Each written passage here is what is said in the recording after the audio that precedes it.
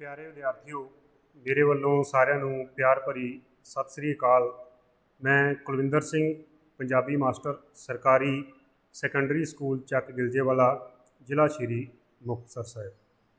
प्यारे विद्यार्थियों, ਜਿਵੇਂ ਤੁਸੀਂ ਸਾਰੇ ਜਾਣਦੇ ਹੋ ਕਿ ਕਰੋਨਾ ਦੇ ਇਸ ਸਮੇਂ ਦੇ ਵਿੱਚ ਅਸੀਂ ਘਰਾਂ ਦੇ ਵਿੱਚ ਬੈਠ ਕੇ ਪੜ੍ਹਾਈ ਕਰ ਰਹੇ ਹਾਂ ਅਤੇ ਸਾਡਾ ਸਿੱਖਿਆ ਵਿਭਾਗ ਪੰਜਾਬ ਵੱਡੇ ਪੱਧਰ 'ਤੇ ਉਪਰਾਲੇ ਕਰ ਰਿਹਾ ਹੈ कि कोई भी बच्चा सिक्ख्या तो वांझा ना रहे।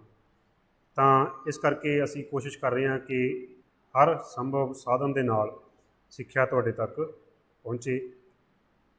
प्यारे विद्यार्थियों, अज आपां जिस विषय ते गल करनी है वो तुहाडे व्याकरण का बहुत ही महत्वपूर्ण भाग है, वो है संखेप रचना।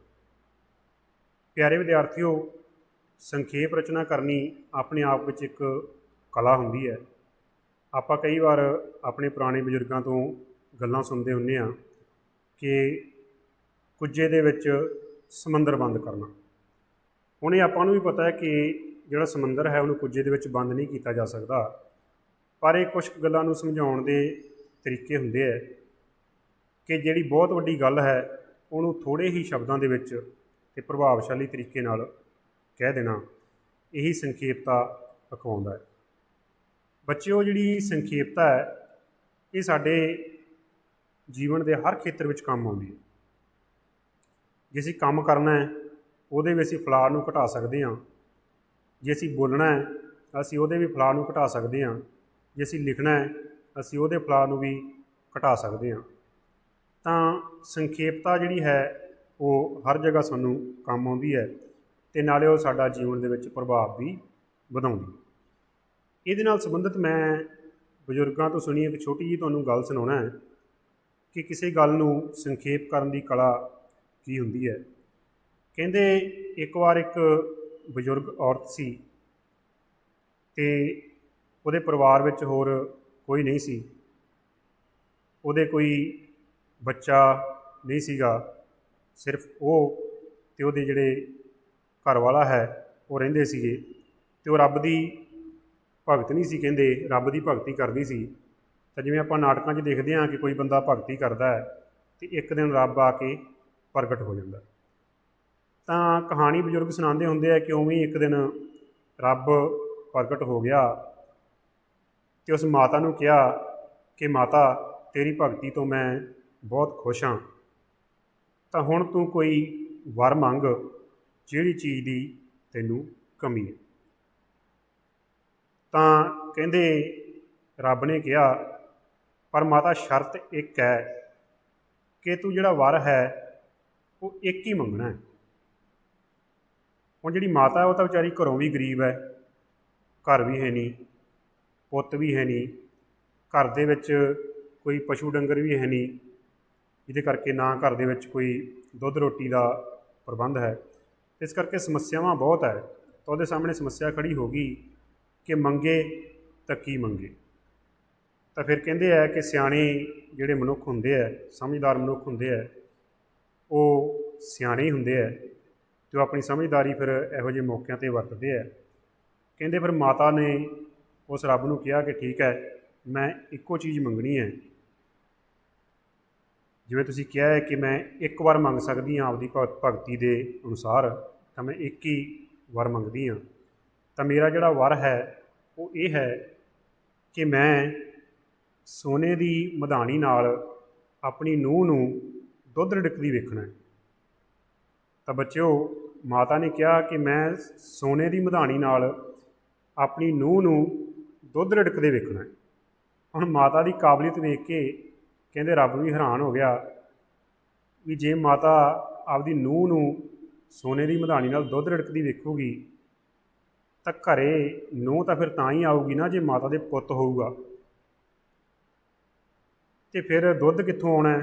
दुध तां ही आऊगा जे घर दे विच पशु डंगर होणगे। फिर आ गई सोने की मधानी, तो सोने की मधानी फिर आऊ कित्थों? सोने की मधानी भी फिर ही आऊ ना जे घर दे विच पैसा ते रिजक होऊगा। तो इस तरह दी उदाहरणां जिहड़े साडे बजुर्ग दिंदे है, इस नूं कहिंदे है कुज्जे दे विच समंदर बंद कर देना। बच्चों, जिहड़ा संखेप ਰਚਨਾ ਕਰਨੀ ਹੁੰਦੀ ਹੈ ਤੁਸੀਂ ਇਹਨੂੰ ਅੰਗਰੇਜ਼ੀ ਦੇ ਵਿੱਚ ਪ੍ਰੈਸੀ ਵੀ ਕਹਿ ਦਿੰਦੇ ਹੋ, ਅੰਗਰੇਜ਼ੀ ਦੇ ਵਿੱਚ ਵੀ ਤੁਹਾਡਾ ਇਹਦੇ ਨਾਲ ਸਾਹਮਣਾ ਹੁੰਦਾ ਹੈ। ਤਾਂ ਬੱਚਿਓ ਸੰਖੇਪ ਰਚਨਾ ਦਾ ਮਤਲਬ ਇਹ ਨਹੀਂ ਹੁੰਦਾ ਕਿ ਕਿਸੇ ਚੀਜ਼ ਨੂੰ ਕੱਟ ਵੱਢ ਕੇ ਛੋਟਾ ਕਰ ਦੇਣਾ, ਕਿ ਕੋਈ ਲੇਖ ਹੈ, ਕੋਈ ਪੈਰਾ ਹੈ, ਜੇ ਉਹ 200 ਲਾਈਨਾਂ ਦਾ ਹੈ ਤਾਂ ਉਹਦੇ ਵਿੱਚੋਂ 8-10 ਲਾਈਨਾਂ ਛੱਡ ਦਿਓ, ਫਿਰ ਅੱਗੇ ਜਾ ਕੇ 8-10 ਲਾਈਨਾਂ ਛੱਡ ਦਿਓ ਅਤੇ ਅਖੀਰ 'ਤੇ 50 ਕੁ ਲਾਈਨਾਂ ਉਹਦੇ ਵਿੱਚੋਂ ਲਿਖ ਦਿਓ ਅਤੇ ਆਪਾਂ ਸਮਝ ਲਈਏ ਕਿ ਛੋਟਾ ਹੋ ਗਿਆ। ਮੰਨ ਲਓ ਕੋਈ ਲੇਖ ਹੈ, ਲੇਖ ਜਿਵੇਂ ਆਪਾਂ ਨੂੰ ਪਤਾ ਪੈਰਿਆਂ ਦੇ ਵਿੱਚ ਲਿਖਿਆ ਜਾਂਦਾ ਹੈ ਅਤੇ ਇੱਕ ਲੇਖ ਦੇ 8-10 ਪੈਰੇ ਹੁੰਦੇ ਹੈ। ਜੇ ਆਪਾਂ ਨੂੰ ਕੋਈ ਕਹੇ ਕਿ ਇਸ ਲੇਖ ਨੂੰ ਛੋਟਾ ਕਰਕੇ ਲਿਖੋ ਅਤੇ ਆਪਾਂ ਉਹਦੇ ਵਿੱਚੋਂ 2-3 ਪੈਰੇ ਛੱਡ ਦਈਏ ਅਤੇ ਕਹਿ ਦਈਏ ਕਿ ਇਹ ਛੋਟਾ ਹੋ ਗਿਆ। ਬੱਚੋ ਇਸ ਤਰ੍ਹਾਂ ਕਰਨਾ ਸੰਖੇਪ ਕਰਨਾ ਨਹੀਂ ਹੁੰਦਾ, ਕਿਉਂਕਿ ਜੇ ਆਪਾਂ ਲੇਖ ਦੇ ਵਿੱਚੋਂ ਉਹਦੇ ਅੱਧੇ ਕੁ ਪੈਰੇ ਛੱਡ ਦਾਂਗੇ ਤਾਂ ਉਹਦੇ ਜਿਹੜੇ ਵਿਚਾਰਾਂ ਦੀ ਲੜੀ ਹੈ ਉਹ ਟੁੱਟ ਜੂਗੀ। ਤਾਂ ਸੰਖੇਪਤਾ ਦੇ ਵਿੱਚ ਜਦੋਂ ਅਸੀਂ ਸੰਖੇਪ ਰਚਨਾ ਕਰਨੀ ਹੈ, ਅਸੀਂ ਜਿਹੜੀ ਉਹ ਵਿਚਾਰਾਂ ਦੀ ਲੜੀ ਹੈ ਉਹ ਵੀ ਟੁੱਟਣ ਨਹੀਂ ਦੇਣੀ। ਉਸ ਪੈਰੇ ਦੇ ਵਿੱਚ ਕਿਹਾ ਕੀ ਗਿਆ ਹੈ ਅਸੀਂ ਉਹ ਵੀ ਟੁੱਟਣ ਨਹੀਂ ਦੇਣਾ, ਉਹਦਾ ਸਾਰਾ ਭਾਵ ਵੀ ਅਸੀਂ ਬਰਕਰਾਰ ਰੱਖਣਾ ਹੈ, ਪਰ ਅਸੀਂ ਉਹਨੂੰ ਛੋਟਾ ਵੀ ਕਰ ਦੇਣਾ। ਪਿਆਰੇ ਵਿਦਿਆਰਥੀਓ, ਜਿਹੜੀ ਸੰਖੇਪ ਰਚਨਾ ਕਰਨੀ ਹੈ ਇਹ ਭਾਸ਼ਾ ਦਾ ਬਹੁਤ ਵੱਡਾ ਗੁਣ ਹੈ। ਕਿਸੇ ਵੀ ਵਿਅਕਤੀ ਵਿੱਚ ਜਿਸ ਭਾਸ਼ਾ ਨੂੰ ਉਹ ਬੋਲਦਾ ਹੈ, ਜੇ ਉਹ ਸੰਖੇਪ ਕਰ ਸਕਦਾ ਹੈ ਤਾਂ ਇਹ ਉਸ ਵਿਅਕਤੀ ਦੀ ਉਸ ਭਾਸ਼ਾ ਵਿੱਚ ਸਮਰੱਥਾ ਨੂੰ ਦਰਸਾਉਂਦਾ ਹੈ। ਪਿਆਰੇ ਵਿਦਿਆਰਥੀਓ, ਕਿਉਂਕਿ ਅਸੀਂ ਜਿਵੇਂ ਪੰਜਾਬੀ ਪੜ੍ਹਦੇ ਹਾਂ, ਅਸੀਂ ਸਾਡੀ ਮਾਂ ਬੋਲੀ ਪੰਜਾਬੀ ਹੈ, ਤਾਂ ਜਿਵੇਂ ਜਿਵੇਂ ਅਸੀਂ ਅੱਗੇ ਅੱਗੇ ਪੜ੍ਹਦੇ ਜਾਂਦੇ ਹਾਂ, ਵੱਡੇ ਹੁੰਦੇ ਜਾਂਦੇ ਹਾਂ, ਤੁਹਾਡੀਆਂ ਕਲਾਸਾਂ ਵੱਧਦੀਆਂ ਤੁਰੀਆਂ ਜਾਂਦੀਆਂ, ਤੁਹਾਡੀ ਉਮਰ ਵੱਧਦੀ ਤੁਰੀ ਜਾਂਦੀ ਹੈ, ਤਾਂ ਤੁਸੀਂ ਜਿਹੜਾ ਭਾਸ਼ਾ ਦੇ ਸ਼ਬਦਾਂ ਦਾ ਜਿਹੜਾ ਭੰਡਾਰ ਹੈ ਉਹ ਵੀ ਸਾਡੇ ਵਿੱਚ ਵੱਧਦਾ ਜਾਂਦਾ।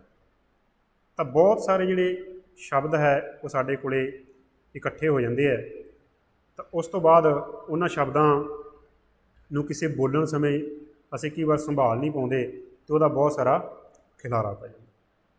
ਤਾਂ ਉਹਦੇ ਨਾਲ ਸਾਡੇ ਵਿੱਚ ਇੱਕ ਇਹ ਕਾਬਲੀਅਤ ਵੀ ਹੋਣੀ ਚਾਹੀਦੀ ਹੈ ਕਿ ਅਸੀਂ ਜਿਹੜਾ ਭਾਸ਼ਾ ਨੂੰ ਜਦੋਂ ਸੰਖੇਪ ਕਰੀਏ ਤਾਂ ਉਹਦੀ ਜਿਹੜੀ ਲੜੀ ਹੈ ਉਹ ਵੀ ਨਾ ਟੁੱਟੇ, ਅਤੇ ਜਿਹੜੀ ਵਿਚਾਰ ਹੈ ਉਹਦੇ ਵਿੱਚ ਅਸੀਂ ਉਹਨੂੰ ਵੀ ਪੇਸ਼ ਕਰਨ ਦੇ ਸਮਰੱਥ ਰਹੀਏ।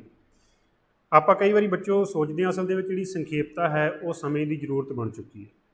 ਅਸੀਂ ਚੀਜ਼ਾਂ ਨੂੰ ਅੱਜ ਬਹੁਤ ਲਮਕਾ ਕੇ ਨਹੀਂ ਰੱਖ ਸਕਦੇ, ਕਿਉਂਕਿ ਲੋਕਾਂ ਕੋਲ ਸਮੇਂ ਦੀ ਬੜੀ ਘਾਟ ਹੈ। ਪਹਿਲਾਂ ਅਖਬਾਰ ਹੁੰਦੇ ਸੀ, ਬੜੇ ਲੰਬੇ ਆਉਂਦੇ ਸੀਗੇ, ਅੱਜ ਕੱਲ੍ਹ ਅਖਬਾਰਾਂ ਦੇ ਵੀ ਪੇਜਾਂ ਦੀ ਗਿਣਤੀ ਘਟ ਗਈ ਹੈ, ਉਹਨਾਂ ਦੀ ਖਬਰਾਂ ਦੀ ਲੰਬਾਈ ਘਟ ਗਈ ਹੈ। ਕਈ ਵਾਰ ਤਾਂ ਆਪਾਂ ਜਿਹੜੇ ਅਖਬਾਰ ਹੈ ਉਹਦੀਆਂ ਮੇਨ ਸੁਰਖੀਆਂ ਹੀ ਪੜ੍ਹਦੇ ਹਾਂ, ਕਿ ਬਾਕੀ ਜਿਹੜੀ ਚੀਜ਼ ਹੈ ਸਾਡੇ ਕੋਲ ਉਹਨੂੰ ਪੜ੍ਹਨ ਦਾ ਸਮਾਂ ਨਹੀਂ ਹੁੰਦਾ। ਪਿਆਰੇ ਵਿਦਿਆਰਥੀਓ, ਕਈ ਵਾਰ ਤੁਸੀਂ ਕੋਈ ਮੇਲਾ ਵੇਖ ਕੇ ਆਉਣੇ ਹੋ, ਤੁਸੀਂ ਕੋਈ ਫਿਲਮ ਮੂਵੀ ਦੇਖ ਕੇ ਆਉਣੇ ਹੋ, ਉਹਦੀ 3 ਘੰਟਿਆਂ ਦੀ ਸਟੋਰੀ ਹੁੰਦੀ ਹੈ, ਤਾਂ ਤੁਸੀਂ ਉਹ ਸਟੋਰੀ ਨੂੰ ਆਪਣੇ ਯਾਰਾਂ ਦੋਸਤਾਂ ਨਾਲ 2-3 ਮਿੰਟ ਵਿੱਚ ਹੀ ਸਾਂਝਾ ਕਰ ਲੈਂਦੇ ਹੋ। ਤੁਸੀਂ ਕੋਈ ਮੈਚ ਵੇਖ ਕੇ ਆਏ ਹੋ, ਹੁਣ ਮੈਚ ਜੇ ਆਪਾਂ ਕ੍ਰਿਕਟ ਦਾ ਵੇਖੀਏ ਤਾਂ ਸਾਰਾ ਦਿਨ ਚੱਲਦਾ ਹੈ, ਪਰ ਉਸ ਮੈਚ ਬਾਰੇ ਆਪਾਂ ਜਿਹੜੀ ਗੱਲਬਾਤ ਹੈ ਆਪਾਂ 1 ਮਿੰਟ ਦੇ ਵਿੱਚ ਹੀ ਕਈ ਵਾਰ ਦੱਸ ਦਿੰਦੇ ਹਾਂ। ਸੰਖੇਪਤਾ ਵੈਸੇ ਸਾਡੀ ਮਜਬੂਰੀ ਵੀ ਬਣ ਗਈ ਹੈ। ਦੂਜੇ ਤਰੀਕੇ ਨਾਲ ਤੁਸੀਂ ਦੇਖਿਆ ਹੋਣਾ, ਜਦੋਂ ਪਹਿਲਾਂ ਵਿਦੇਸ਼ਾਂ 'ਚ ਲੋਕ ਫ਼ੋਨ ਕਰਦੇ ਸੀਗੇ ਤਾਂ ਉਹ ਘੰਟਾ ਗੱਲ ਨਹੀਂ ਕਰ ਸਕਦੇ ਸੀਗੇ, ਕਿਉਂਕਿ ਇੰਨੇ ਵਿੱਚ ਤਾਂ ਜਿਹੜੇ ਪੈਸੇ ਆ ਉਹ ਬਹੁਤ ਖਰਚ ਹੋ ਜਾਂਦੇ ਸੀਗੇ। ਤਾਂ ਫ਼ੋਨ 'ਤੇ ਜਦੋਂ ਲੋਕ ਗੱਲ ਕਰਦੇ ਆ, ਪਰ ਸਾਰੀ ਉਹਨਾਂ ਨੇ ਗੱਲ ਵੀ ਕਹਿਣੀ ਹੁੰਦੀ ਹੈ ਅਤੇ ਇਹਨਾਂ ਨੇ ਪੈਸੇ ਵੀ ਬਚਾਉਣੇ ਹੁੰਦੇ ਹੈ, ਤਾਂ ਮਜਬੂਰੀ ਵਸ ਜਿਹੜਾ ਹੈ ਉਹ ਇਹਨਾਂ ਚੀਜ਼ਾਂ ਨੂੰ ਸੰਖੇਪ ਕਰ ਲੈਂਦੇ ਆ। ਪਿਆਰੇ ਵਿਦਿਆਰਥੀਓ, ਇੱਕ ਚੀਜ਼ ਦਾ ਅਸੀਂ ਖਿਆਲ ਰੱਖਣਾ ਹੈ, ਜਿਹੜਾ ਸੰਖੇਪ ਕਰਨਾ ਹੈ ਉਹ ਕਿਸੇ ਚੀਜ਼ ਦਾ ਸਾਰ ਲਿਖਣਾ ਨਹੀਂ ਹੈ। ਸੰਖੇਪ ਰਚਨਾ ਅਤੇ ਸਾਰ ਦੇ ਵਿੱਚ ਫਰਕ ਹੈ। ਸੰਖੇਪ ਰਚਨਾ ਦੇ ਵਿੱਚ ਅਸੀਂ ਕਿਸੇ ਪਹਿਰੇ ਦੇ ਵਿੱਚ ਦਿੱਤੇ ਗਏ ਵਿਚਾਰਾਂ ਦੀ ਲੜੀ ਦਾ ਨਿਚੋੜ ਕੱਢਣਾ ਹੁੰਦਾ ਹੈ, ਜਦੋਂ ਕਿ ਸਾਰ ਦੇ ਵਿੱਚ ਸਾਡੇ ਕੋਲ ਥੋੜ੍ਹੀ ਜਿਹੀ ਖੁੱਲ੍ਹ ਹੁੰਦੀ ਹੈ, ਅਸੀਂ ਉਹਨੂੰ ਵੱਡਾ ਛੋਟਾ ਕਰਕੇ ਲਿਖ ਸਕਦੇ ਹਾਂ, ਤਾਂ ਉਹਦੇ 'ਚ ਜਿਹੜੇ ਵਿਚਾਰ ਹੈ ਉਹਨਾਂ ਦਾ ਫੈਲਾਅ ਕਾਫੀ ਹੁੰਦਾ। ਤਾਂ ਜੇ ਆਪਾਂ ਟੈਕਨੀਕਲ ਤੌਰ 'ਤੇ ਦੇਖੀਏ ਤਾਂ ਜਿਹੜੀ ਸੰਖੇਪ ਰਚਨਾ ਹੈ ਉਹ ਮੰਗ ਕਰਦੀ ਹੈ ਕਿ ਜਿਹੜੀ ਸਾਨੂੰ ਚੀਜ਼ ਦਿੱਤੀ ਗਈ ਹੈ, ਕੋਈ ਪਹਿਰਾ ਲਿਖ ਦਿੱਤਾ ਗਿਆ, ਅਸੀਂ ਉਹਨੂੰ 1/3 ਕਰਕੇ ਲਿਖਣਾ ਹੁੰਦਾ। 1/3 ਦਾ ਮਤਲਬ ਬੱਚਿਓ ਕਿ ਜੇ ਸਾਡੇ ਕੋਲ 100 ਸ਼ਬਦ ਦੀ ਕੋਈ ਚੀਜ਼ ਸਾਨੂੰ ਦਿੱਤੀ ਗਈ ਹੈ ਤਾਂ ਉਹਦੇ ਵਿੱਚੋਂ ਅਸੀਂ ਉਹਨੂੰ 30 ਤੋਂ 35 ਸ਼ਬਦਾਂ ਦੇ ਵਿੱਚ ਲਿਖਣਾ ਹੁੰਦਾ, ਜਿਹਨੂੰ ਅਸੀਂ ਉਹ ਸੰਖੇਪ ਰਚਨਾ ਕਹਿ ਦਿੰਦੇ ਹਾਂ। ਪਿਆਰੇ ਵਿਦਿਆਰਥੀਓ, ਹੁਣ ਸੰਖੇਪ ਰਚਨਾ ਵੇਲੇ ਅਸੀਂ ਕਿੰਨਾ ਗੱਲਾਂ ਦਾ ਧਿਆਨ ਰੱਖੀਏ ਕਿ ਅਸੀਂ ਇਹਨਾਂ ਦੇ ਵਿੱਚ ਪਰਪੱਕ ਹੋ ਸਕੀਏ। ਇਸ ਸੰਬੰਧ ਦੇ ਵਿੱਚ ਕੁਝ ਕੁ ਨੁਕਤੇ ਹੈ ਜਿਹੜੇ ਤੁਹਾਨੂੰ ਪਿੱਛੇ ਲਿਖੇ ਵੀ ਦਿਖ ਰਹੇ ਹੋਣੇ ਹੈ। ਮੈਂ ਇਹਨਾਂ 'ਤੇ ਚਰਚਾ ਕਰਾਂਗਾ ਤੁਹਾਡੇ ਨਾਲ, ਅਤੇ ਮੈਂ ਤੁਹਾਡੇ ਨਾਲ ਵਾਅਦਾ ਕਰਦਾ ਕਿ ਜੇ ਤੁਸੀਂ ਇਹਨਾਂ ਨੁਕਤਿਆਂ ਨੂੰ ਆਪਦੇ ਦਿਲੋਂ ਦਿਮਾਗ ਦੇ ਵਿੱਚ ਬਿਠਾ ਲਓਗੇ, ਇਹਨਾਂ ਚੀਜ਼ਾਂ ਦਾ ਧਿਆਨ ਰੱਖ ਲਓਗੇ, ਤਾਂ ਤੁਸੀਂ ਸੰਖੇਪ ਰਚਨਾ ਦੇ ਵਿੱਚ ਪਰਪੱਕ ਹੋ ਸਕਦੇ ਹੋ। ਪਿਆਰੇ ਵਿਦਿਆਰਥੀਓ, ਆਪਾਂ ਇਹਨਾਂ ਨੁਕਤਿਆਂ ਬਾਰੇ ਹੁਣ ਥੋੜ੍ਹੀ ਜਿਹੀ ਵਿਚਾਰ ਚਰਚਾ ਕਰਦੇ ਹਾਂ। ਮੈਂ ਨਾਲ ਨਾਲ ਤੁਹਾਨੂੰ ਇਹਨਾਂ ਬਾਰੇ ਦੱਸਦਾ ਵੀ ਜਾਵਾਂਗਾ। ਤਾਂ ਆਪਣੇ ਕੋਲ ਜਿਹੜਾ ਪਹਿਲਾ ਨੁਕਤਾ ਹੈ ਉਹ ਦੇਖੋ, ਉਹ ਕੀ ਹੈ? ਬਹੁਤੇ ਸ਼ਬਦਾਂ ਦੀ ਥਾਂ ਇੱਕ ਸ਼ਬਦ। ਤੁਸੀਂ ਇਸ ਚੀਜ਼ ਨੂੰ ਛੋਟੀਆਂ ਕਲਾਸਾਂ ਤੋਂ ਹੀ ਪੜ੍ਹਦੇ ਆ ਰਹੇ ਹੋਵੋਗੇ ਕਿ ਬਹੁਤੇ ਸ਼ਬਦਾਂ ਦੀ ਥਾਂ ਇੱਕ ਸ਼ਬਦ। ਤੁਸੀਂ ਪੜ੍ਹਦੇ ਹੋ ਆਪਣੀ ਵਿਆਕਰਨ ਦੀ ਕਿਤਾਬ ਦੇ ਵਿੱਚ ਕਿ ਜਿੱਥੇ ਸਿੱਕੇ ਘੜੇ ਜਾਂਦੇ ਹੈ ਉਸ ਚੀਜ਼ ਨੂੰ ਕੀ ਕਿਹਾ ਜਾਂਦਾ ਹੈ? ਟਕਸਾਲ। ਜਿੱਥੇ ਭਲਵਾਨ ਘੋਲ ਕਰਦੇ ਹੈ ਉਸ ਨੂੰ ਕੀ ਕਿਹਾ ਜਾਂਦਾ ਹੈ? ਅਖਾੜਾ। ਤਾਂ ਕੁਛ ਕੁ ਮੈਂ ਉਦਾਹਰਨਾਂ ਵੀ ਤੁਹਾਡੇ ਲਈ ਲਈਆਂ ਸੀ। ਆਪਾਂ ਉਹ ਉਦਾਹਰਨਾਂ ਦਾ ਨੂੰ ਵੀ ਇੱਥੇ ਵਿਚਾਰਾਂਗੇ ਕਿ ਕਿਸੇ ਗੱਲ ਨੂੰ ਸੰਖੇਪ ਕਿਵੇਂ ਕੀਤਾ ਜਾ ਸਕਦਾ ਹੈ, ਬਹੁਤੇ ਸ਼ਬਦਾਂ ਦੀ ਥਾਂ ਜਿਹੜਾ ਇੱਕ ਸ਼ਬਦ ਆ ਉਹ ਕਿਵੇਂ ਵਰਤਿਆ ਜਾ ਸਕਦਾ। ਤਾਂ ਇਹਦੇ ਵਿੱਚ ਪਹਿਲੀ ਉਦਾਹਰਨ ਹੈ ਕਿ ਸੁੰਦਰ ਦਾ ਅਜੇ ਵਿਆਹ ਨਹੀਂ ਹੋਇਆ, ਸੁੰਦਰ ਹਲੇ ਕੁਆਰਾ ਹੈ। ਕਿ ਕਿਸੇ ਦਾ ਇੱਕ ਸੁੰਦਰ ਹੈ, ਉਹਦਾ ਵਿਆਹ ਨਹੀਂ ਹੋਇਆ ਅਤੇ ਉਹ ਅਜੇ ਤੱਕ ਕੁਆਰਾ ਹੈ।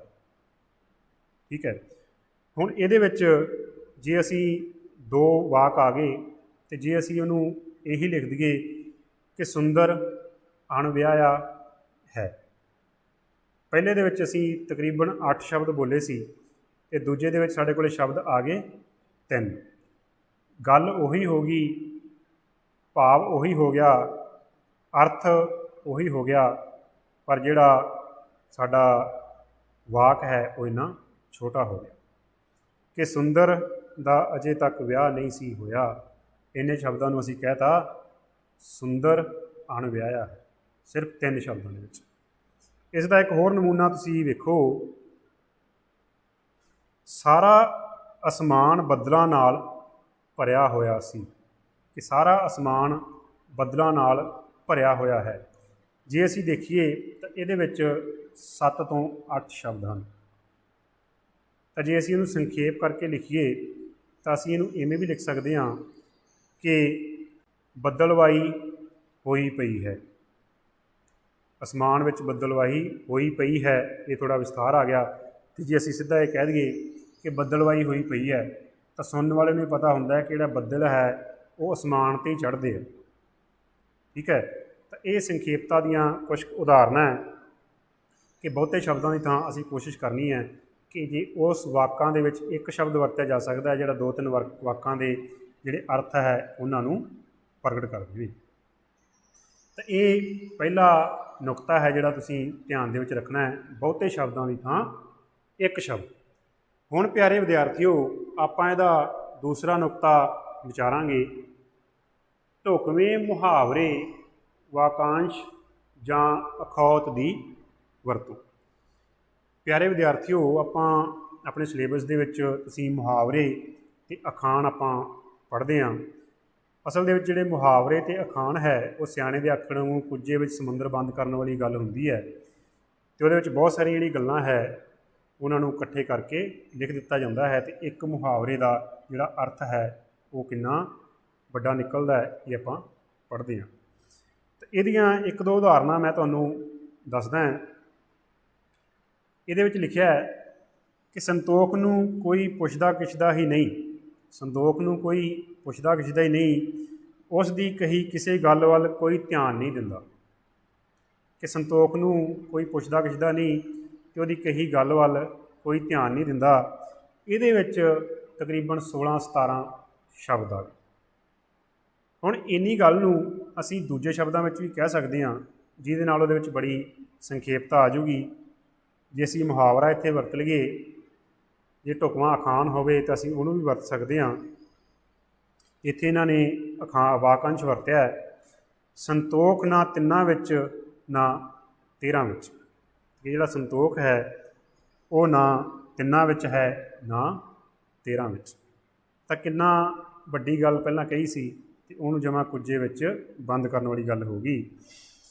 ਅੱਗੇ ਇੱਕ ਬੜੀ ਸੋਹਣੀ ਉਦਾਹਰਨ ਤੁਹਾਡੇ ਲਈ ਹੈ। ਮੇਰਾ ਗਿਆਨ ਬਹੁਤ ਥੋੜ੍ਹਾ ਹੈ, ਬਾਹਰਲੀ ਦੁਨੀਆ ਦੀ ਮੈਨੂੰ ਬਹੁਤੀ ਜਾਣਕਾਰੀ ਨਹੀਂ, ਬਸ ਇੱਥੇ ਹੀ ਰਹਿੰਦਾ ਹਾਂ। ਮੇਰਾ ਗਿਆਨ ਬਹੁਤ ਥੋੜ੍ਹਾ ਹੈ, ਬਾਹਰਲੀ ਦੁਨੀਆ ਦੀ ਮੈਨੂੰ ਜਾਣਕਾਰੀ ਨਹੀਂ, ਮੈਂ ਬਸ ਇੱਥੇ ਹੀ ਰਹਿੰਦਾ ਹਾਂ। ਤਾਂ ਪਿਆਰੇ ਵਿਦਿਆਰਥੀਓ, ਇਹਦੇ ਵਿੱਚ ਵੀ ਤਕਰੀਬਨ 16-17 ਜਿਹੜੇ ਸ਼ਬਦ ਹੈ ਉਹ ਆ ਗਏ ਹੈ। ਤਾਂ ਇਹਦੇ ਲਈ ਇੱਕ ਮੁਹਾਵਰਾ ਉਹਨਾਂ ਨੇ ਵਰਤਿਆ ਹੈ ਕਿ ਇਹਨੂੰ ਅਸੀਂ ਇੰਨੀਆਂ ਗੱਲਾਂ ਨੂੰ ਇੱਕ ਨਿੱਕੀ ਜਿਹੀ ਗੱਲ ਨਾਲ ਹੀ ਅਸੀਂ ਕਹਿ ਸਕਦੇ ਹਾਂ ਕਿ ਮੈਂ ਤਾਂ ਖੂਹ ਦਾ ਡੱਡੂ ਹਾਂ।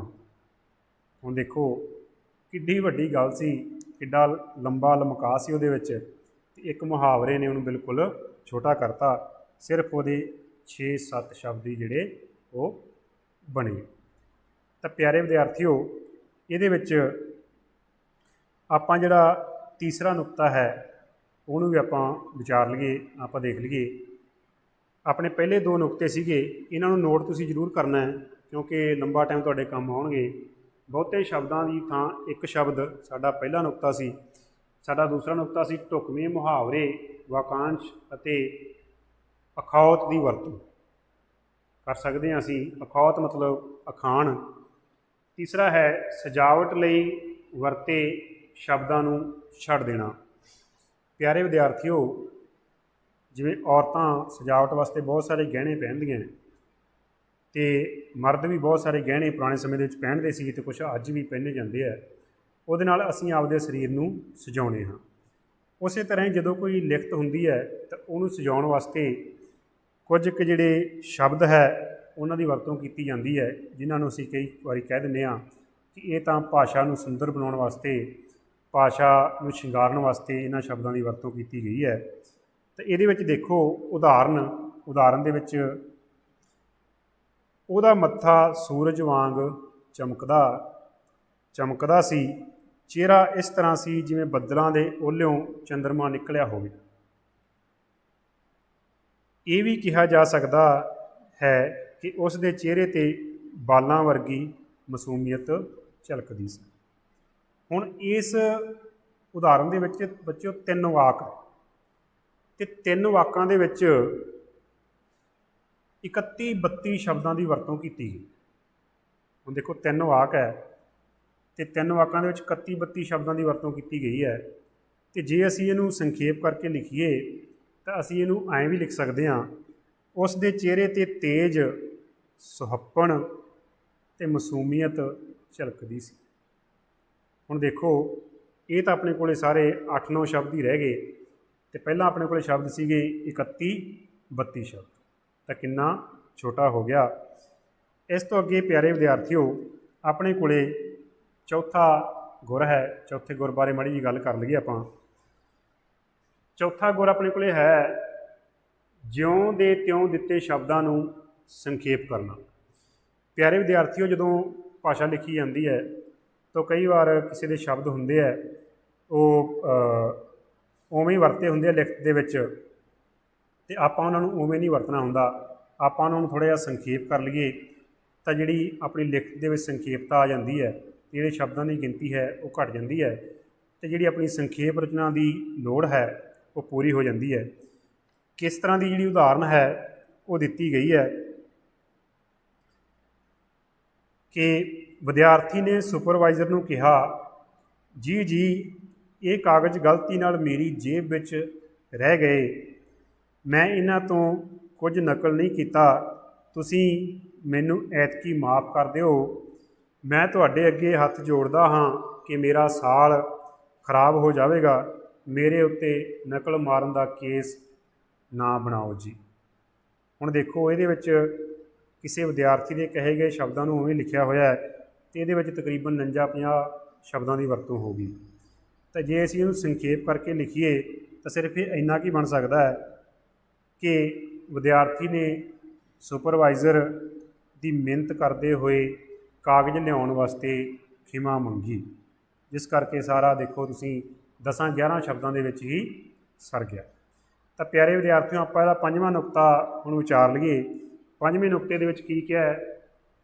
ਵਾਧੂ ਦੁਹਰਾ ਨੂੰ ਛੱਡਣਾ कि कई बार किसी गल का वाधू दोहरा किया होंदा है कि उहदे पक्ष में एक दो दलीलां दे दित्तियां जांदियां तो उस दोहरा नूं असीं छड्ड देना है। इहदी भी एक उदाहरण आपां पढ़ लैंदे हां कि नेता जी ने कहा, वीरो ते भैणों तुसीं सियाणे ते समझदार हो, पढ़े लिखे हो, सब कुछ जानते हो, मैं तुहानूं कोई अपील नहीं करनी, कोई जोर नहीं पाउणा, मुड़ मुड़ नहीं कहना, बस यही कहना है कि मैं तुहाडा अपना हाँ तो तुसीं वोट मैनूं ही पाउणा। हुण देखो कि गल उहने उही कही है, पर जिहड़ा नेता है वो लोगों दी मिन्नतां कर रहा तो उस गल नूं वार वार कह रहा है तो गल दे विच दोहराव आ गया, जदों कि मसला सिर्फ इन्ना है कि उहने लोगों की वोट मंगनी है। तो इस लंबी चौड़ी गलबात नूं जिहड़ी कि उहने 45-46 शब्दों दे विच कही है, इस तरह संखेप करके भी कहा जा सकता है कि नेता ने वोटां की प्रशंसा करदिआं उन्हां तो वोट मंगे, जां नेता ने वोटां नूं बेनती करदिआं उन्हां तो वोट मंगे, तो सारा अपना 12-13 शब्दों में ही सर गया। तो प्यारे विद्यार्थियों, ये संखेप रचना के कुछ एक नुकते है। इस तो अगे असीं थोड़ी जी विचार चर्चा इस ते करांगे कि असीं जिहड़ा संखेप रचना है ये परपक्क किवें होईए। आओ आपां उहदे कुछ नुकते विचारते हैं। देखो तो प्यारे विद्यार्थियों, ये कुछ पॉइंट है जिहड़े सानू परपक्क कर सकते हैं कि जे असीं इन्हां दा ध्यान रखीए तो आपां इन्हां नूं भी एक एक करके विचार लैंदे हां। इहदे विच पहला है साडे कोल लगातार अभ्यास। प्यारे विद्यार्थियों, जिहड़ी संखेप रचना है असल दे विच इह अभ्यास ते ही टिकी हुई है। जे असीं परपक्क होना है तो असीं जे इन्हां दा लगातार अभ्यास करांगे तो असीं जरूर परपक्क हो जावांगे। इस करके जिहड़ी संखेप रचना है वो छोटियां क्लासां तो लैके वड्डियां क्लासां तक चलदी है तां कि तुसीं परपक्क हो सको। तो जरूरी है कि इहदा तुसीं लगातार अभ्यास करते रहो। तुहाडी किताबां दे विच तुहाडी व्याकरण दे विच बहुत सारे पैरे दिते हुंदे है, उन्हां तो तुसीं इसका अभ्यास कर सकते हो। इस तो अगे जिहड़ा अपना दूसरा है कि ठरम्मे नाल पाठ करना। प्यारे विद्यार्थियों, जदों साडे सामने कोई पैरा सानूं दे दिता जाता है कि तुसीं इहदी संखेप रचना करनी है तो कई बार असीं थोड़े जे काहली कर जांदे। पहलां आपदे दिमाग नूं ठंडे दिमाग नाल ठरम्मे नाल उस पैरे नूं आराम नाल पढ़ो। जदों तुसीं आराम नाल पढ़ोगे तो जिहड़ी इहदे विचारां दी लड़ी है वो तुहाडे दिमाग दे विच बैठ जाएगी, फिर ही तुसीं जिहड़ा उहदा निचोड़ है वो कड्ढण दे काबिल होवोगे। तां असीं सब तो पहलां पैरे नूं ठरम्मे नाल पढ़ना है तो जानने की कोशिश करनी है कि इहदे विच किहड़े विचारां दी लड़ी बनी हुई है। तीजा साडे कोले जिहड़ी गल है वो है मुख नुकते नोट करने। प्यारे विद्यार्थियों, एक जदों असीं पढ़दे हां पैरा ਉਹਦੇ ਵਿੱਚ काफ़ी सारे नुकतिਆਂ की गल की गई होंदी है। छोटे छोटे विषय जिहड़े है केंद्री विषय के नाल वो छुए गए होंदे है, उस विषय नूं उभारन वास्ते तो असीं मुख नुकते जिहड़े है असीं ओह नोट कर लेने हैं तां कि उन्हां नुकतिਆਂ नूं भी असीं लड़ीवार नोट करना है तां कि जिहड़ी वो विचारां की लड़ी है वो उन्हां नुकतिਆਂ नूं पढ़ के ही साडे सामने आ जावे कि किहड़े-किहड़े मुख नुकते जिहड़े है इहदे विच गल कीती गई है। इस तो अगे आपां इहदी चौथी गल विचारदे हां, केंद्री नुकता लभो। ये बड़ी महत्वपूर्ण गल है प्यारे विद्यार्थियों। जदों तुसीं कवितावां करदे हो तां तुहाथे उदों तुसीं उत्थे एक प्रश्न का उत्तर दिंदे हो कि इस कविता का केंद्री भाव लिखो। तो केंद्री भाव लिखण का मतलब यही हुंदा है कि उस कविता दे विच जिहड़ी एक गल है, जिहड़ी केंद्री गल है वो की कीती गई है। ठीक है, तो उही असी पैरे का जिहड़ा केंद्री भाव है उसनूं असी लभण की कोशिश करनी है। मुख नुकता है जिहड़ा उस पैरे दे विच वो की गल कीती गई है तो असी उसनूं लभण की कोशिश करनी है। जे असी उसनूं लभ लिया तो सानूं काफ़ी कुछ क्लीयर हो जाऊगा। जदों मुख नुकता साडे सामने आ गया तो सानूं पता लग जूगा कि जिहड़े नाल छोटे छोटे नुकते लेखक ने वरते है वो सिर्फ उन्होंने उपर चुकण लई, मुख नुकते नूं उपर चुकण लई ही उहदी वरतों की गई है। ਇਹਦੇ ਵਿੱਚ ਆਪਾਂ ਪੰਜਵੀਂ ਗੱਲ ਦੇਖਦੇ ਹਾਂ ਕਿ ਪਰਿਪੱਕ ਹੋਣ ਵਾਸਤੇ ਜਿਹੜੀ ਪੰਜਵਾਂ ਗੱਲ ਹੈ ਜਿਹੜੀ ਨੂੰ ਅਸੀਂ ਧਿਆਨ ਵਿੱਚ ਰੱਖਣਾ ਉਹ ਕੀ ਹੈ, ਕੱਚਾ ਅੰਤਿਮ ਰੂਪ ਲਿਖੋ। ਪਿਆਰੇ ਵਿਦਿਆਰਥੀਓ, ਅਸੀਂ ਕੀ ਕਰਨਾ ਹੈ, ਅਸੀਂ ਕੱਚਾ ਅੰਤਿਮ ਰੂਪ ਲਿਖ ਲੈਣਾ ਹੈ ਉਸ ਪੈਰੇ ਦੀ ਜੋ ਅਸੀਂ ਸੰਖੇਪ ਰਚਨਾ ਕੀਤੀ ਹੈ। ਕਿਉਂਕਿ ਮੈਂ ਸ਼ੁਰੂ ਦੇ ਵਿੱਚ ਤੁਹਾਨੂੰ ਦੱਸਿਆ ਸੀ ਕਿ ਟੈਕਨੀਕਲ ਤੌਰ 'ਤੇ ਅਸੀਂ ਕਰਨਾ ਇਹ ਹੁੰਦਾ ਹੈ ਕਿ ਜੇ ਸਾਡੇ ਕੋਲੇ 100 ਸ਼ਬਦ ਹੈ ਤਾਂ ਅਸੀਂ ਉਹਨੂੰ 1/3 ਦੇ ਵਿੱਚ ਕਰਨਾ ਹੈ, ਮਤਲਬ ਅਸੀਂ 33-34 ਸ਼ਬਦਾਂ ਦੇ ਵਿੱਚ ਉਹਨੂੰ ਲਿਖਣਾ ਹੁੰਦਾ। ਜੇ ਤੁਸੀਂ ਕੱਚਾ ਲਿਖ ਲਓਗੇ ਤਾਂ ਤੁਸੀਂ ਜਿਹੜੇ ਸ਼ਬਦ ਹੈ ਉਹ ਗਿਣ ਸਕਦੇ ਹੋ। ਪਹਿਲਾਂ ਤੁਸੀਂ ਪਹਿਰੇ ਦੇ ਸ਼ਬਦ ਜਦੋਂ ਗਿਣੋਗੇ ਤਾਂ ਫਿਰ ਉਹਦਾ ਤੀਜਾ ਹਿੱਸਾ ਕਿੰਨਾ ਬਣੇਗਾ ਤੁਸੀਂ ਉਹ ਸ਼ਬਦ ਗਿਣ ਸਕਦੇ ਹੋ। ਤਾਂ ਇਸ ਤਰ੍ਹਾਂ ਕਰਕੇ ਉਹਨੂੰ ਇੱਕ ਕੱਚਾ ਲਿਖ ਲਓ, ਅਤੇ ਜੇ ਉਹਦੇ ਵਿੱਚ ਸ਼ਬਦਾਂ ਦੀ ਘਾਟਵਾਦ ਹਜੇ ਵੀ ਹੈਗੀ ਹੈ ਤਾਂ ਉਹਨੂੰ ਤੁਸੀਂ ਪੂਰਾ ਕਰ ਲਓ, ਫਿਰ ਤੁਸੀਂ ਉਹਨੂੰ ਪੱਕਾ ਕਰਕੇ ਲਿਖੋ। ਤਾਂ ਪਿਆਰੇ ਵਿਦਿਆਰਥੀਓ, ਇਹ ਕੁਝ ਕੁ ਗੱਲਾਂ ਸੀ ਜਿਹਦੇ ਨਾਲ ਅਸੀਂ ਸੰਖੇਪ ਰਚਨਾ ਦੇ ਵਿੱਚ ਪਰਿਪੱਕ ਹੋ ਸਕਦੇ ਹਾਂ। ਇਹਦੇ ਵਿੱਚ ਦੋ ਗੱਲਾਂ ਬਹੁਤ ਹੀ ਮਹੱਤਵਪੂਰਨ ਹੈ। ਇੱਕ ਤਾਂ ਲਗਾਤਾਰ ਅਭਿਆਸ, ਕਿਉਂਕਿ ਜਿਹੜਾ ਅਭਿਆਸ ਹੈ ਉਹੀ ਮਨੁੱਖ ਨੂੰ ਸਰਵਸ਼੍ਰੇਸ਼ਠ ਬਣਾਉਂਦਾ ਹੈ। ਦੂਸਰੀ ਇਹਦੇ ਵਿੱਚ ਜਿਹੜੀ ਮੁੱਖ ਗੱਲ ਹੈ ਉਹ ਹੈ ਕੇਂਦਰੀ ਨੁਕਤੇ ਦੀ ਪਕੜ, ਕਿ ਅਸੀਂ ਕੇਂਦਰੀ ਨੁਕਤੇ ਤੱਕ ਪਹੁੰਚਣਾ ਹੈ ਅਤੇ ਕੇਂਦਰੀ ਨੁਕਤੇ ਦੀ ਅਸੀਂ ਪਕੜ ਕਰਨੀ ਹੈ। ਤਾਂ ਪਿਆਰੇ ਵਿਦਿਆਰਥੀਓ, ਉਮੀਦ ਹੈ ਤੁਸੀਂ ਸੰਖੇਪ ਰਚਨਾ ਬਾਰੇ ਇੰਨਾ ਕੁ ਜ਼ਰੂਰ ਸਮਝ ਲਿਆ ਹੋਵੇਗਾ ਕਿ ਸੰਖੇਪ ਰਚਨਾ ਕਰਨ ਵਾਸਤੇ ਅਸੀਂ ਕਿਹੜੀਆਂ ਗੱਲਾਂ ਦਾ ਧਿਆਨ ਰੱਖਣਾ ਹੈ। ਤਾਂ ਪਿਆਰੇ ਵਿਦਿਆਰਥੀਓ, ਇਸ ਤੋਂ ਬਾਅਦ ਜਿਹੜਾ ਤੁਹਾਨੂੰ ਕਿਹਾ ਜਾਂਦਾ ਹੈ ਕਿ ਜਿਹੜਾ ਇਹ ਪੈਰਾ ਹੈ ਇਹਦਾ ਤੁਸੀਂ ਇੱਕ ਸਿਰਲੇਖ ਲਿਖਣਾ। ਤਾਂ ਪਿਆਰੇ ਵਿਦਿਆਰਥੀਓ, ਜਿਵੇਂ ਆਪਾਂ ਕੇਂਦਰੀ ਨੁਕਤੇ ਦੀ ਗੱਲ ਕੀਤੀ ਸੀ, ਕੇਂਦਰੀ ਨੁਕਤਾ ਜਦੋਂ ਤੁਸੀਂ ਕਿਸੇ ਪੈਰੇ ਦਾ ਪਕੜ ਲੈਂਦੇ ਹੋ ਤਾਂ ਉਹ ਤੁਹਾਨੂੰ ਸਿਰਲੇਖ ਦੇ ਨੇੜੇ ਲੈ ਜਾਂਦਾ। ਸਿਰਲੇਖ ਬੱਚੋ 2 ਜਾਂ 3 ਸ਼ਬਦਾਂ ਵਿੱਚ ਹੀ ਲਿਖਣਾ ਹੁੰਦਾ ਹੈ, ਉਹਨੂੰ ਬਾਹਲਾ ਲੰਬਾ ਨਹੀਂ ਕਰਨਾ ਹੁੰਦਾ, ਅਤੇ ਕੇਂਦਰੀ ਨੁਕਤੇ ਦੇ ਉਹ ਨੇੜੇ ਤੇੜੇ ਹੀ ਹੁੰਦਾ ਹੈ। ਇੱਕ ਪੈਰੇ ਦੇ ਜ਼ਰੂਰੀ ਨਹੀਂ ਕਿ ਇੱਕ ਹੀ ਸਿਰਲੇਖ ਹੋਵੇ, ਉਹਦੇ ਸਿਰਲੇਖ ਇੱਕ ਤੋਂ ਵੱਧ ਵੀ ਹੋ ਸਕਦੇ ਹੈ। ਤਾਂ ਇਸ ਕਰਕੇ ਪਿਆਰੇ ਵਿਦਿਆਰਥੀਓ, ਇਹ ਨਹੀਂ ਸੋਚਣਾ ਕਿ ਜੇ ਕਿਸੇ ਨੇ ਸਿਰਲੇਖ ਹੋਰ ਲਿਖਿਆ ਹੈ ਤਾਂ ਮੇਰਾ ਸਿਰਲੇਖ ਇਹ ਹੈ, ਉਹਦਾ ਗਲਤ ਹੈ ਜਾਂ ਮੇਰਾ ਗਲਤ ਹੈ। ਕਿਉਂਕਿ ਜਿਹੜਾ ਇੱਕ ਮੰਨ ਲਓ ਕਿਤਾਬਾਂ ਬਾਰੇ ਗੱਲ ਕੀਤੀ ਗਈ ਹੈ ਤਾਂ ਉਹਦਾ ਸਿਰਲੇਖ ਜਿਹੜਾ ਹੈ ਉਹ ਕਿਤਾਬਾਂ ਦੀ ਮਹੱਤਤਾ ਵੀ ਹੋ ਸਕਦਾ ਹੈ, ਕਿਤਾਬਾਂ ਦੀ ਲੋੜ ਵੀ ਹੋ ਸਕਦਾ ਹੈ, ਅਜੋਕੇ ਦੌਰ ਵਿੱਚ ਕਿਤਾਬਾਂ ਦਾ ਮਹੱਤਵ ਵੀ ਹੋ ਸਕਦਾ ਹੈ। ਇਸ ਤਰ੍ਹਾਂ ਕਰਕੇ ਜਿਹੜੇ ਸਿਰਲੇਖ ਹੈ ਉਹ ਅਲੱਗ-ਅਲੱਗ ਹੋ ਸਕਦੇ ਹੈ।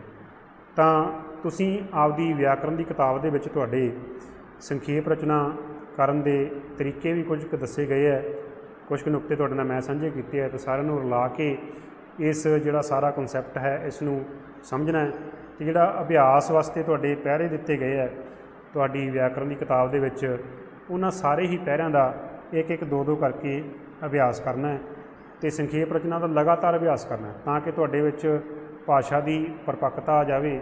ਕਿਉਂਕਿ ਸੰਖੇਪ ਵਿੱਚ ਗੱਲ ਕਰਨ ਵਾਲਾ ਬੰਦਾ ਹੀ ਅੱਜ ਜਿਹੜਾ ਹੈ ਉਹ ਸਫਲ ਹੋ ਸਕਦਾ ਹੈ, ਕਿਉਂਕਿ ਲੰਬੀਆਂ ਗੱਲਾਂ ਨੂੰ ਜਿਹੜੇ ਲੋਕ ਹੈ ਉਹ ਸੁਣਨਾ ਪਸੰਦ ਨਹੀਂ ਕਰਦੇ ਅਤੇ ਨਾ ਹੀ ਕਿਸੇ ਕੋਲ ਇੰਨਾ ਸਮਾਂ ਹੁੰਦਾ ਹੈ। ਹੁਣ ਜਿਹੜੇ ਵੀ ਤੁਹਾਨੂੰ ਇੱਥੋਂ ਲੈਕਚਰ ਦਿੱਤੇ ਜਾਂਦੇ ਹੈ ਉਹ ਵੀ ਆਪਣੇ ਆਪ ਵਿੱਚ ਇੱਕ ਸਮਾਂਬੱਧ ਹੁੰਦੇ ਹੈ। ਬਹੁਤ ਸਾਰਾ ਐਸਾ ਜਿਹੜਾ ਮਟੀਰੀਅਲ ਹੈ ਉਹ ਹੈ ਸੰਖੇਪ ਰਚਨਾ ਬਾਰੇ ਜਿਹਦੇ 'ਤੇ ਲੰਬਾ ਟਾਈਮ ਬੋਲਿਆ ਜਾ ਸਕਦਾ ਹੈ, ਪਰ ਸਮੇਂ ਦੇ ਅਨੁਸਾਰ ਜਿਹੜੇ ਮੁੱਖ ਨੁਕਤੇ ਹੈ ਉਹ ਤੁਹਾਨੂੰ ਕਰਵਾ ਦਿੱਤੇ ਗਏ ਹੈ ਅਤੇ ਇਹਨਾਂ ਦਾ ਤੁਸੀਂ ਅਭਿਆਸ ਕਰਕੇ ਜ਼ਰੂਰ ਚੰਗੇ ਨੰਬਰ ਲੈਣ ਦੇ ਕਾਬਲ ਹੋਵੋਗੇ। ਤੋ ਸਾਰੇ ਹੀ ਵਿਦਿਆਰਥੀਆਂ ਦਾ ਅਤੇ ਸਰੋਤਿਆਂ ਦਾ ਮੇਰੇ ਵੱਲੋਂ ਬਹੁਤ-ਬਹੁਤ ਧੰਨਵਾਦ।